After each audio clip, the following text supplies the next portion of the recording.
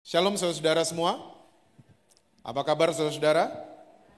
Semua masih percaya Yesus? Masih baca Alkitab? Jangan sampai enggak itu ya.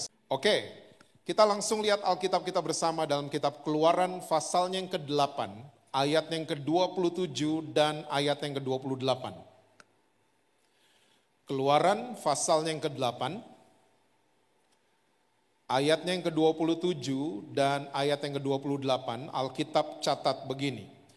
Kami harus pergi ke padang gurun 3 hari perjalanan jauhnya untuk mempersembahkan korban kepada Tuhan Allah kami, seperti yang difirmankannya kepada kami. Lalu kata Firaun, baik, aku akan membiarkan kamu pergi untuk mempersembahkan korban kepada Tuhan Allahmu di padang gurun, hanya janganlah kamu pergi terlalu apa saudara? Terlalu jauh, berdoalah untuk aku. Saya percaya semua saudara yang hadir pada siang hari ini sudah tahu cerita ini, karena ini adalah salah satu cerita yang cukup terkenal di Alkitab saudara dan saya tentang 10 tulah yang mengenai bangsa Mesir. Dan 2 ayat yang baru saja kita baca, ini setelah tulah keempat selesai, lalat pikat. Lalu waktu tulahnya selesai, Musa dan Harun kembali menghadap Firaun untuk melakukan negosiasi ulang. Dengan jelas mereka katakan bahwa kami harus pergi ke padang gurun 3 hari perjalanan jauhnya untuk mempersembahkan korban kepada Tuhan Allah kami seperti yang difirmankan buat kami. Nah, kalau saudara baca baik-baik, ternyata setelah tulah keempat di ayat ke-28, ternyata hatinya Firaun mulai agak-agak mendua. Karena Firaun jelas mengatakan gini, baik, aku akan membiarkan kalian pergi untuk mempersembahkan korban kepada Allah kalian di padang gurun. Tapi perginya jangan terlalu apa tadi saudara? Jangan terlalu jauh. Tanpa kita sadari sebagai orang-orang Kristen yang sudah cukup lama, tanpa kita sadari, ternyata perkataan Firaun untuk Musa sampai hari ini masih ada di telinga kita. Tanpa kita sadari. Saya mau yakinkan saudara, waktu saudara memutuskan ikut kebaktian jam 12 siang hari ini, saya mau yakinkan saudara, iblis gak takut sama saudara. Saudara mau kebaktian 7 kali dalam sehari, 49 kali dalam 1 minggu, iblis juga gak takut sama saudara. Saudara memutuskan untuk melayani Tuhan sekalipun, iblis juga gak takut sama saudara. Karena sampai hari ini, iblis masih bicara hal yang sama seperti Firaun bicara buat Musa. Boleh kebaktian, boleh melayani, tapi perginya jangan jauh-jauh dari gue. Pernah dengar? Orang Kristen kebaktiannya rajin, dosa juga rajin. Di GSJS BSD nggak ada soalnya. Makanya saudara kelihatan bingung.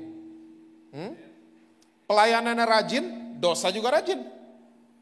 Dan akhirnya apa yang terjadi? Kita cuman menjalankan kekristenan, cuman sebatas agama. Dan hidup kita di keluarga, di tempat pekerjaan, di tempat usaha kita cuman dikenal lewat atribut agama yang kita pakai. Kalung kita ada salibnya, oh Kristen. Ya, hari Minggu siang di mall orang Kristen paling ketara. Karena apa? Bajunya bagus-bagus. Bubar kebaktian soalnya. Ya, kalau udah bulan rumah kita ketara karena ada pohon Natalnya. Kita cuman dikenal di luar sana, cuman lewat atribut agama yang kita pakai. Sementara Yesus yang katanya ada di dalam kita, adik kita nggak bisa lihat. Kakak kita nggak bisa lihat. Anak-anak kita nggak bisa lihat. Orang tua kita nggak bisa lihat. Ya partner kita nggak bisa lihat. Tolong ingat baik-baik saudara, kata agama artinya adalah usaha. Apa saudara? Usaha manusia deketin surga. Agama. Sementara misinya Tuhan Yesus adalah usaha surga deketin manusia, saudara dan saya. Makanya waktu kita jadi orang Kristen yang agamawi, percayalah kita akan terus gak nyambung sama Tuhan. Kita akan terus gak nyambung sama, gak satu frekuensi sama Tuhan Yesus. Oke? Karena kita akan selalu punya perasaan-perasaan saya lagi jauh dari Tuhan. Saya lagi gak dekat sama Tuhan. Tuhan gak dekat sama saya. Tuhan cuma dekatnya sama Pastor Andrew. Tuhan gak dekat sama saya. Oh come on saudara.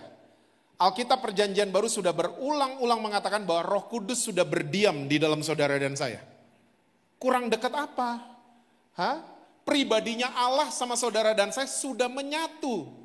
Ya, sudah menjadi satu. Kurang dekat apa lagi? Tapi karena agama begitu mempengaruhi cara kita berpikir, makanya kita punya perasaan-perasaan seperti itu. Saya lagi jauh, saya nggak dekat sama Tuhan, dan seterusnya. Rasul Paulus, dia menghardik roh agamawi di gereja Korintus. Yuk lihat sama-sama. 2 Korintus 13 ayat yang kelima. 2 Korintus 13 ayatnya yang kelima. Alkitab bilang gini, ujilah dirimu sendiri apakah kamu tetap tegak di dalam iman.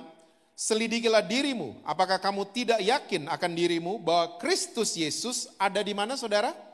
Di dalam diri kamu. Sebab jika tidak demikian kamu tidak tahan uji. Ini ayat buat orang-orang agamawi. Yang jadi Kristen saat kebaktian doang, saat lagi acara agama Kristen. Ini ayatnya. Ya, kamu tidak tahan uji kalau kamu nggak percaya Kristus Yesus ada di dalam kamu. Makanya orang Kristen yang agamawi kuatnya cuma Senin sama Selasa kan? Karena Minggu baru dikotbahin. Rabu terganggu, Kamis kepleset, Jumat parah. Sabtu nyesel, Minggu ke gereja. Gitu kan? Dan gitu-gitu aja terus sudah. Gitu-gitu aja terus hidup kita. Karena apa? Kita percayanya, ya settingan paradigma kita, belief system kita mengatakan Tuhan mesti didatengin. Yesus ada di gedung tertentu. Yesus ada di acara tertentu. Yesus cuma ada di jam-jam tertentu. Yang paling parah adalah Yesus cuma ada di negara tertentu. Nah ini parah nih. Pulang dari negara itu, Pak, nyembah Tuhan di negara itu sama di BSD beda, Pak.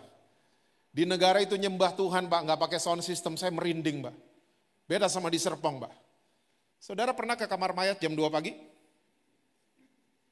Saya garanti merinding loh. Nggak ada WL, nggak ada sound system, merinding kita. Pernah habis nonton film horor lewat kuburan jam 12 malam? Merinding juga. Tapi kita mulai memframing hadirat Tuhan, ya harus merinding atau tidak. Oke? Kita menandakan hadirat Tuhan dengan merinding atau tidaknya kita. Nah, pemikiran-pemikiran ini ada karena kita nih agamawi. Kita berpikir Yesus cuma ada di gedung tertentu, Yesus ada di tempat tertentu, Yesus cuma ada di jam-jam tertentu. Makanya kita nggak tahan uji. Nah, seharusnya kita semua ini punya kecerdasan spiritual. Saya 2 bulan lalu ada true story from Japan, dari Jepang. Ada orang Indonesia, dia datang di Jepang, sampai di Jepang dia ngerokok. Waktu rokoknya habis, dia pikir Jepang tuh Indonesia, dia langsung sentil rokoknya. Saudara tahu orang Jepang ngeliat pemandangan ini, apa yang dibuat sama orang Jepang? Rokok orang Indonesia ini diambil, ternyata masih nyala, dimatiin di aspal. Udah mati, dia keluarin tisu. Aspalnya dilap, rokoknya dimasukin di tisu, dibuang ke tempat sampah. Dan orang Jepang punya budaya menolong orang dan menjaga kebersihan, itu honor buat mereka, kehormatan buat mereka. Jadi habis dia buang ini rokok, puntung rokok, dia datengin nih orang Indonesia. Orang Indonesianya takut, disangkanya Jepangnya mau marah, Indonesianya mundur-mundur. Orang Jepangnya datang, apa yang dia buat? Dia nunduk. Honor buat dia.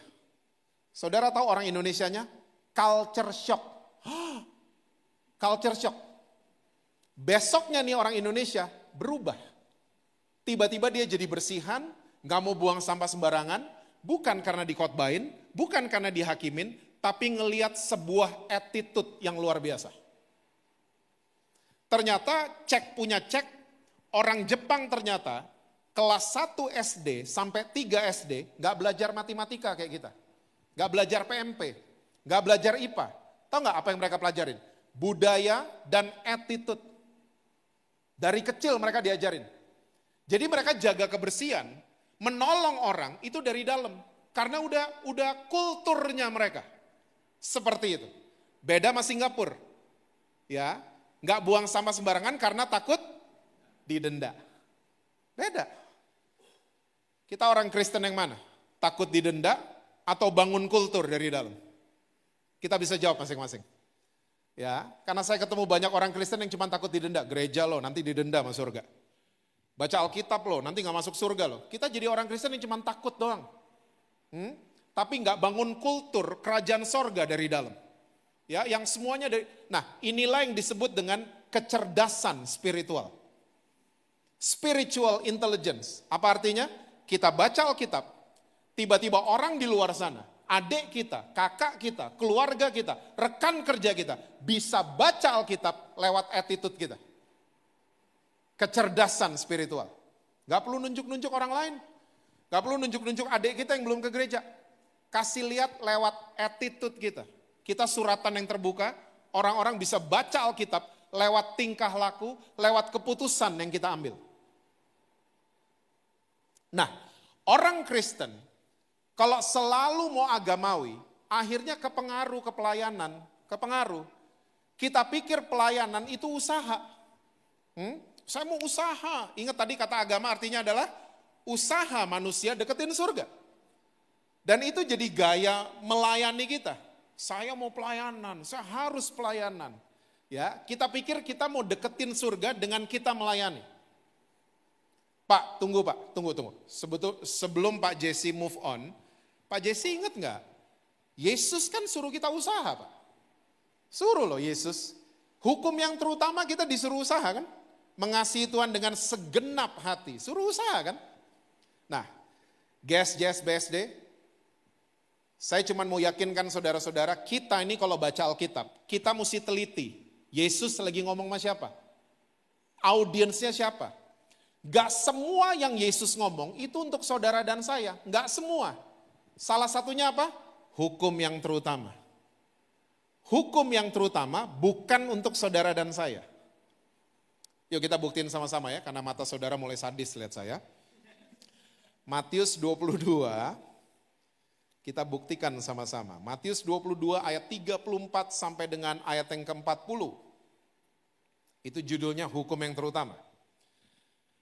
Matius 22 ayat 34 sampai 40. Ketika orang-orang Farisi mendengar bahwa Yesus telah membuat orang-orang Saduki itu bungkam, berkumpullah mereka dan seorang dari mereka, seorang apa saudara? Ahli Taurat. Bertanya untuk ngapain saudara? Oke, bertanya bukan untuk memperbaiki diri. Dia bertanya untuk jatuhin Yesus. Oke, berapa orang jumlahnya? 1 orang. Pertanyaannya apa? Guru, hukum manakah yang terutama dalam hukum Taurat? Jawab Yesus kepadanya, kasihlah Tuhan Allahmu dengan segenap hatimu, dan dengan segenap jiwamu, dan dengan segenap akal budimu. Itulah hukum yang terutama dan yang pertama. Dan hukum yang kedua yang sama dengan itu ialah kasihlah sesamamu manusia seperti dirimu sendiri. Pada kedua hukum inilah tergantung seluruh hukum Taurat dan kitab para nabi. Cukup jelas? Yesus lagi ngomong sama siapa? Bukan untuk saudara dan saya. Yesus lagi ngomong sama seorang ahli Taurat yang bertanya untuk menjatuhkan Yesus.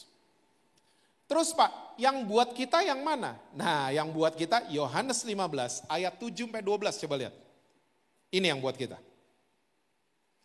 Yohanes 15 ayat 7 sampai 12. Jikalau kamu tinggal di dalam aku dan firmanku tinggal di dalam kamu, mintalah apa saja yang kamu kehendaki dan kamu akan menerimanya. Dalam hal inilah Bapakku dipermuliakan, yaitu jika kamu berbuah banyak, dan dengan demikian kamu adalah murid-muridku. Seperti Bapa telah mengasihi aku, demikianlah juga aku telah mengasihi kamu. Tinggallah di dalam kasihku itu. Jikalau kamu menuruti perintahku, kamu akan tinggal di dalam kasihku, seperti aku menuruti perintah Bapakku dan tinggal di dalam kasihnya. Semuanya itu kukatakan kepadamu, supaya sukacitaku ada di dalam kamu, dan sukacita Jazz BSD menjadi penuh. Inilah perintahku, ini dia nih. Inilah perintahku, yaitu supaya kamu saling apa saudara? Mengasihi seperti aku apa saudara? Telah mengasihi kamu. Ini yang buat kita. Kita disuruh saling apa? Mengasihi seperti Tuhan telah mengasihi saudara dan saya. So hari ini saya harap kita satu frekuensi, kita rubah password kita. Oke, dari tekad jadi telah. Agamawi selalu tekad, pakai kekuatan sendiri. Tekad sayang sama Tuhan, tekad deketin Tuhan, tekad melayani Tuhan. Diganti passwordnya hari ini ya, jadi telah. Tuhan Yesus telah sayang sama saya. Bahkan sebelum saya terima Tuhan Yesus, sebelum saya bertobat, sebelum saya ke gereja, dia telah sayang sama saudara dan saya. Makanya saudara dan saya selalu nomor 1 di pikiran dan hatinya Yesus. Makanya dia mau datang dan mati buat saudara dan saya. Dia telah sayang sama kita. Nah, kalau kita punya password seperti ini, kita bisa saling mengasihi. Makanya saya udah bilang dari 2 tahun lalu, stop jadi orang Kristen yang mau kasih lihat saya sayang sama Tuhan. Tapi jadilah orang Kristen yang kasih lihat ke keluarga, kemanapun saya disayang sama Tuhan. Beda langsung. Hah? Mau kasih lihat saya sayang sama Tuhan, pernah lihat orang Kristen kayak gitu? Isi Instagramnya lagi angkat tangan semua. Hari ini angle kanan, minggu depan angle kiri, bulan depan black and white, pokoknya lagi angkat tangan. Mau kasih lihat ke semua, saya melayani, kamu enggak. Saya ke gereja, kamu enggak. Saya dong ini, kamu enggak. Stop doing that. Kasih lihat saya disayang Tuhan. Kalau saya disayang Tuhan, saya mau sayang sama suami saya. Amin istri-istri? Kok ada suara laki? Kalau saya di ngertiin sama Tuhan, saya mau ngertiin istri saya. Amin suami-suami? Kalau saya diampuni sama Tuhan, saya mau ampuni suami saya. Saya mau ampuni orang tua saya. Saya mau ampuni orang yang melukai saya. Seharusnya orang Kristen begitu. Inilah yang dinamakan dengan kecerdasan spiritual. Kita kasih lihat kita disayang karena passwordnya telah. Mesti percaya bahwa saya telah disayang sama Tuhan. Even though saya masih hidup dalam kegelapan, ya, saya masih mabuk-mabukan zaman dulu, Yesus telah sayang sama saya. Dan ini nggak bisa diganggu gugat. Nah, waktu kita percaya Tuhan sayang sama saya, kita bisa hidup ya dengan perintahnya Yesus, saling mengasihi. Bisa. Bisa banget. Dan ingat baik-baik saudara, ini akan efek ke gaya kita melayani. Waktu melayani kita passwordnya dirubah. Dari tekad ke telah, berubah semuanya. Ingat ya, saudara yang senang acara olahraga. Semua atlet, semua pemain bola, semua pemain basket yang skor, yang ngegolin. Dia adalah atlet yang punya kemampuan menerima umpan. Betul apa betul?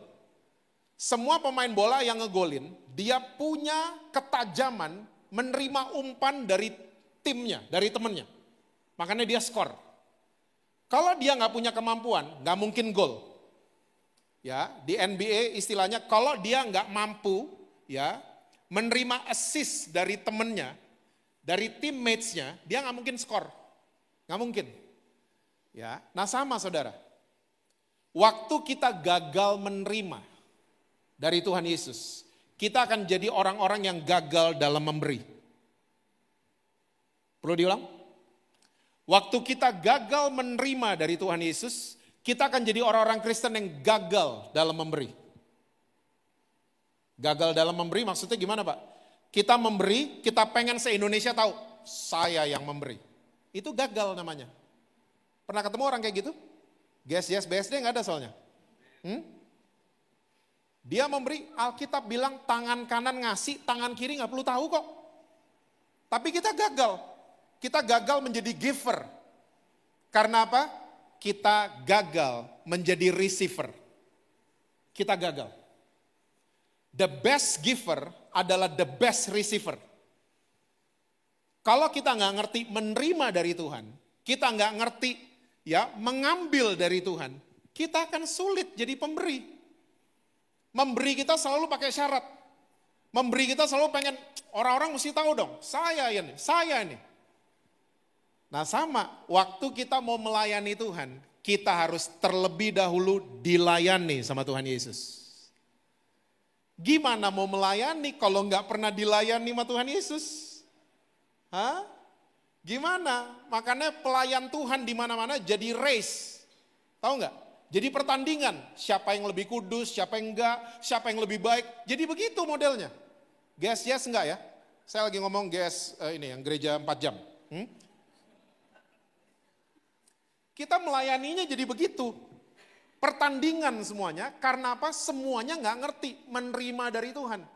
Ingat, Matius 20 ayat 28, sudah jelas Yesus katakan, dia datang bukan untuk dilayani. Dia datang untuk melayani saudara dan saya. Wow. Kita nggak pernah ngerti the art of receiving. Kita akan gagal dalam memberi. Gagal terus. Yuk lihat sebuah cerita karena waktu, Yohanes pasal yang keempat. Ayat yang keempat sampai dengan ayat yang ke-8. Yohanes 4. Ayat yang keempat sampai dengan ayat yang ke-8. Ia apa saudara? Harus melintasi daerah Samaria. Maka sampailah ia ke sebuah kota di Samaria yang bernama Sikar, dekat tanah yang diberikan Yakub dahulu kepada anaknya Yusuf. Di situ terdapat sumur Yakub. Yesus sangat apa saudara? Letih oleh perjalanan. Karena itu ia duduk di pinggir sumur itu. Hari kira-kira pukul 12.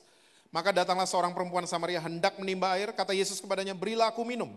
Sebab murid-muridnya telah pergi ke kota membeli apa saudara?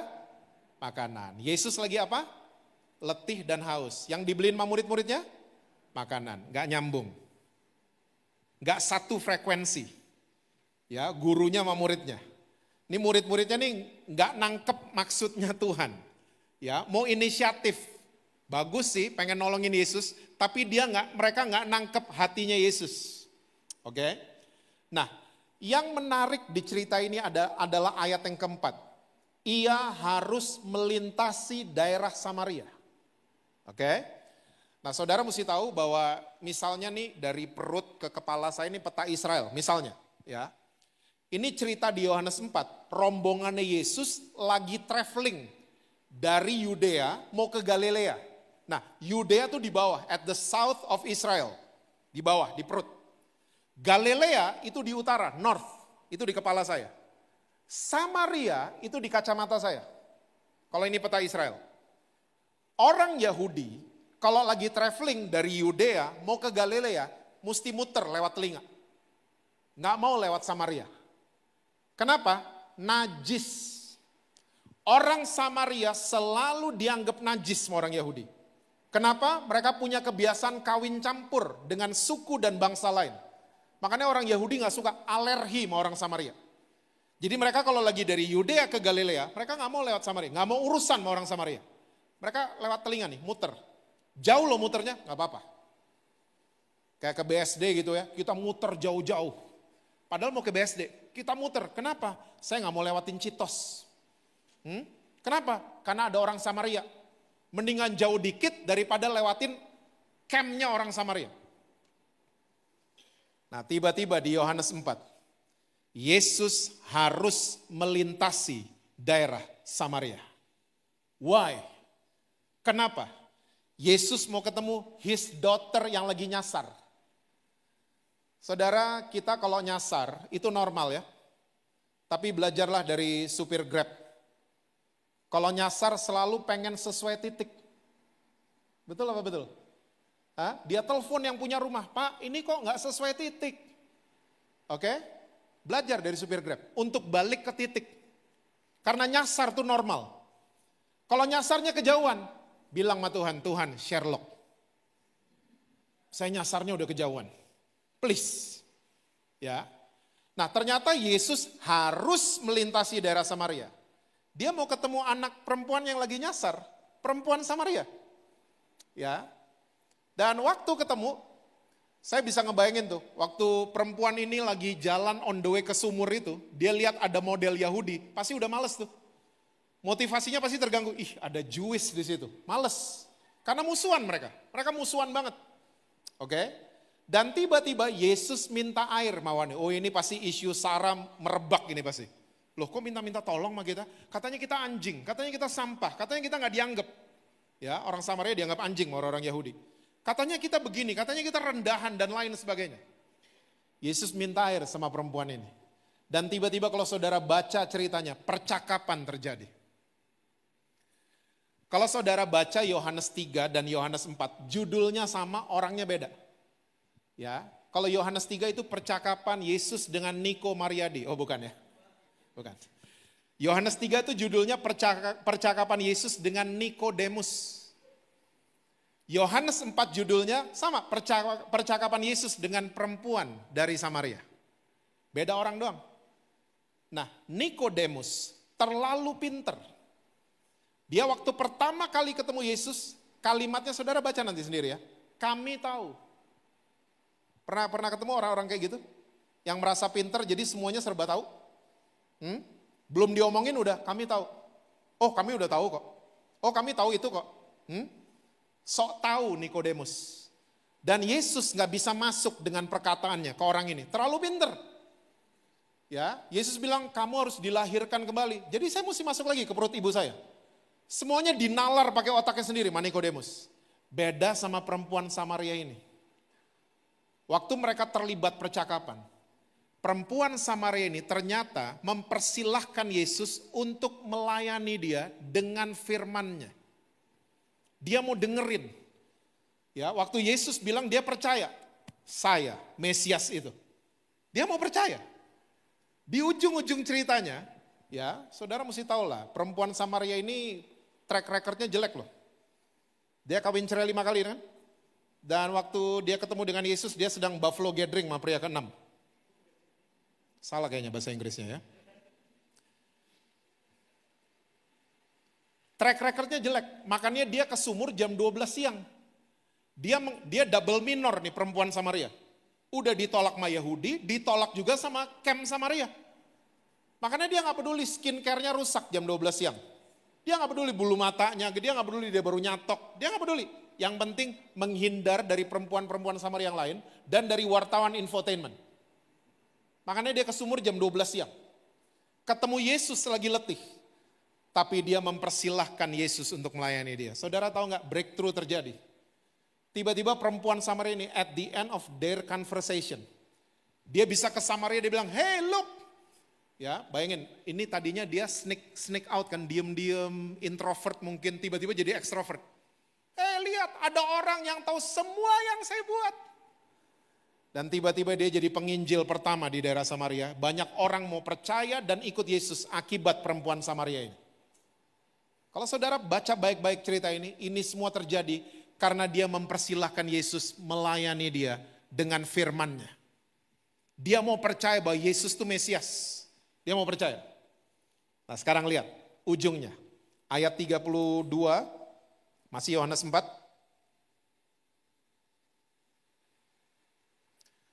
Ayat 31, 32 dan 33. Yohanes 4 ayat 31 sampai 33. Sementara itu murid-muridnya mengajak dia, katanya, Rabi makanlah. Akan tapi ia berkata kepada mereka, padaku, ini keren banget, ada makanan yang tidak kamu kenal. Maka murid-murid itu berkata seorang kepada yang lain, adakah orang yang telah membawa sesuatu kepadanya untuk dimakan? Ini dia. Ini yang disebut dengan passion.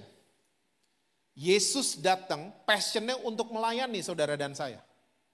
Dia harus melewati Samaria. Dan saya juga mau yakinkan saudara, dia harus melewati rumah saudara. Mungkin saudara lagi ditolak sama siapapun, tapi Yesus gak pernah tolak saudara. Dia harus ketemu saudara. Nah sekarang kita mau gak mempersilahkan dia melayani kita? Atau kita sibuk sendiri? Kita terlalu sibuk sampai kita gak punya me time sama dia. Dilayani Tuhan Yesus kayak gimana sih? Nah itu, dengan firman-Nya. Ingat ya saudara, Wahyu 19, Yesus punya nama lain, namanya adalah Firman Allah. Itu nama lainnya Yesus. Ya, kita mau nggak? Oh Pak, kan saya udah dengar khotbah tiap minggu. Enggak. Ya, kalau kita punya hubungan yang in love sama Tuhan Yesus, kita akan mempersilahkan dia melayani kita.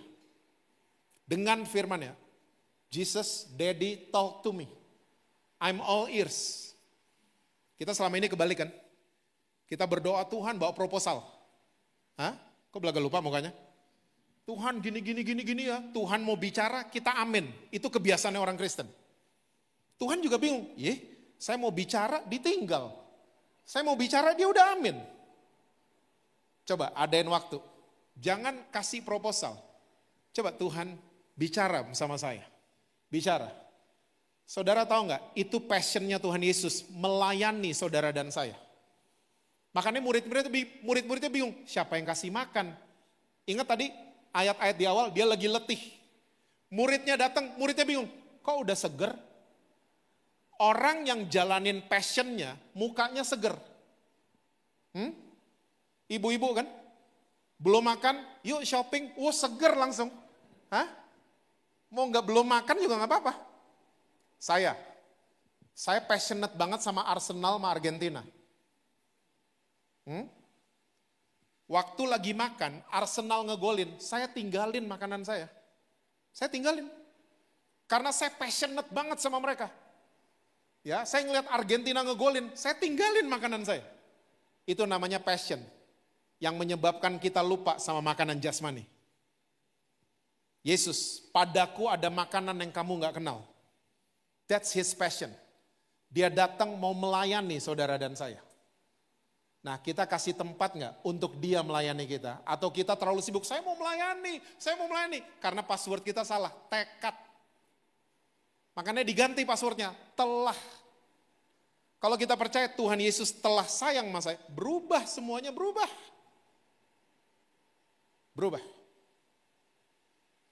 Ayat 34. Kata Yesus kepada mereka, makananku ialah melakukan kehendak dia yang mengutus aku dan menyelesaikan pekerjaannya. Wow, that's his passion. Makanannya dia adalah, emang benar, mau melayani saudara dan saya. Bukan untuk dilayani. Yuk kita pindah, Yohanes 13. Ayat yang keempat sampai dengan ayat yang ke-8. Yohanes 13 ayat 4 sampai 8. Lalu bangunlah Yesus dan menanggalkan jubahnya. Ia mengambil sehelai kain lenan dan mengikatkannya pada pinggangnya. Kemudian ia menuangkan air ke dalam sebuah basi dan mulai membasuh kaki murid-muridnya. Lalu menyekanya dengan kain yang terikat pada pinggangnya itu. Maka sampailah ia kepada Simon Petrus. Kata Petrus kepadanya, Tuhan, engkau hendak membasuh kakiku? Jawab Yesus kepadanya, apa yang kuperbuat engkau tidak tahu sekarang, tapi engkau akan mengertinya kelak. Kata Petrus kepadanya, engkau tidak akan membasuh kakiku sampai selama-lamanya. Jawab Yesus, jikalau aku tidak membasuh engkau, engkau tidak mendapat bagian dalam aku. Wow, Petrus menolak dilayani sama Tuhan Yesus. Roh agamawinya ketinggian Petrus. Maunya melayani, dilayani gak mau. Ya, engkau tidak akan membasuh kakiku sampai selama-lamanya. Jawabannya Yesus, kalau kamu tidak let me, kalau kamu tidak mempersilahkan aku untuk membasuh kakimu. Ya, apa tadi? Engkau tidak mendapat bagian di dalam. You will never be the part of me. Kalau saudara pelajari dari beberapa bahasa asli dan lain sebagainya, ternyata ada kata destiny di situ. Kalau kamu tidak mengizinkan aku melayani kamu, nanti kamu nggak tahu destiny kamu melayani. Nanti kamu nggak tahu destinymu kamu buka usaha. Nanti kamu nggak tahu destinymu buka restoran, buka ini, nanti kamu nggak tahu. So izinkan aku melayani kamu. Kalau saudara baca ayat selanjutnya, Petrus tiba-tiba jawabnya gini, minta dimandiin tiba-tiba. Petrus tuh konyol emang. Tuhan gak hanya kaki dong, tangan sama kepala juga, minta dimandiin. Waktu dia dengar jawaban dari Yesus, you will never be the part of me. Lukas 10 ayat 38, yuk lihat. How many minutes? Wow, 10 lah. Saya India, tukang nawar. Lukas 10 ayat 38 sampai dengan ayat yang ke-42, itu judulnya Maria dan Marta. Ketika Yesus dan murid-muridnya dalam perjalanan, tibalah ia di sebuah kampung. Seorang perempuan yang bernama Marta menerima dia di rumahnya. Perempuan itu mempunyai seorang saudara yang bernama Maria. Maria ini duduk dekat kaki Tuhan dan terus mendengarkan perkataannya. Sedang Marta, ngapain saudara? Sibuk pelayanan. Oke, ia mendekati Yesus dan berkata, Tuhan, tidakkah engkau peduli bahwa saudaraku membiarkan aku melayani seorang diri?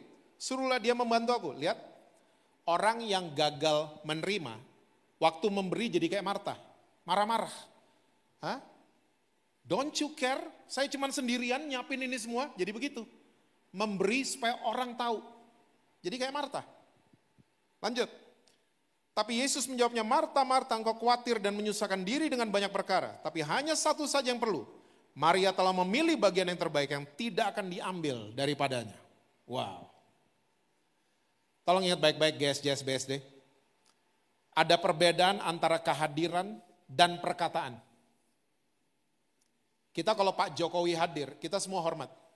Tapi waktu Pak Jokowi, Jess sini Jess, saya mau bicara. beda langsung. Beda. Kita seringkali cuman mau hormat dengan kehadiran Tuhan. Good. Tapi seringkali kita miss the message. Kita kehilangan karena kita di pikiran kita nggak ada. Yesus melayani saya, nggak ada. Dengan firman-Nya. Bicara sama saya. Saya ketemu banyak orang Kristen. Kalau hari Minggu, gimana tadi kebaktian? Wah, pendetanya lucu, Kak. Oh ya? Terus firman-nya apa? Pokoknya pendetanya lucu. Gimana KKR tadi? Wih, dahsyat, semua jatuh. Khotbahnya apa? Pokoknya semua jatuh, dahsyat. Kita cuman respect maka hadiran Tuhan, kita lupa akan perkataannya. Maria mau duduk dekat kaki Yesus, mendengarkan perkataannya. Adakah kita waktu seperti itu? Saudara bisa jawab masing-masing. 2024 sering-seringlah seperti itu.